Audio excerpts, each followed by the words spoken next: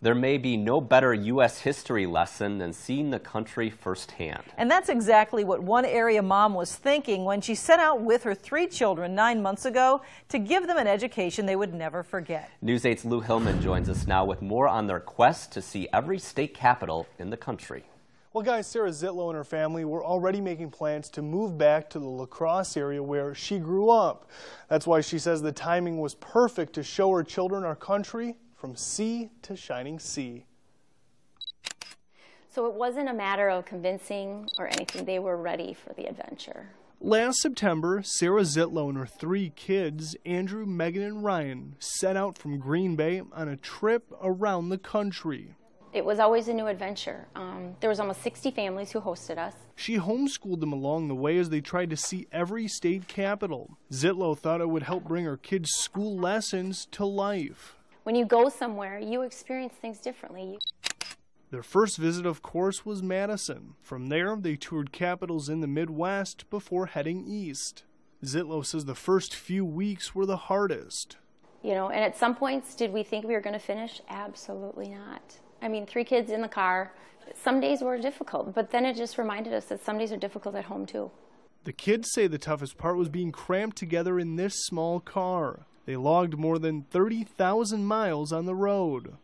Because Mom will say, only 100 more miles, and you'll have to go to the bathroom, so you'll be crossing your legs half the ride. They were also without their dad, who had to stay home for most of the trip to work. Still, the kids say they truly enjoyed the experience.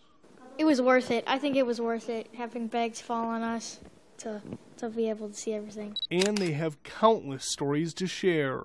A big puffball came flying out of it, and it was so scary. It made me check the coffee on myself.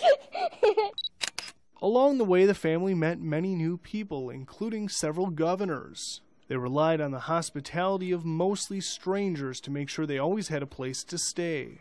It's heartwarming that people would just open their doors, you know, and hugs and just, you know, embrace you. From the East Coast, the family headed to the South and then out west. Zitlow says that's where they stopped the most just to enjoy the scenery. It's just so different. And the air feels different. It's hard to describe that until you go there. It took 9 months, but the Zitlows returned to Wisconsin this past weekend. Thanks to a cruise to Alaska and a flight to Hawaii, they did accomplish their goal of seeing all 50 capitals. But seeing her 3 children bond like they did was Sarah's favorite part. And to see them now really know each other and creating that space for them to be good friends. It's a once-in-a-lifetime kind of trip that few families would have the courage to start or the strength to finish. The memories and the relationships that we've created across the country will forever be a gift that we all hold together. Wow, what a story. Now, the consensus least favorite capital amongst the family was Juneau, Alaska. Some of the favorites included Albany, New York, Salt Lake City, Utah, and Honolulu, Hawaii.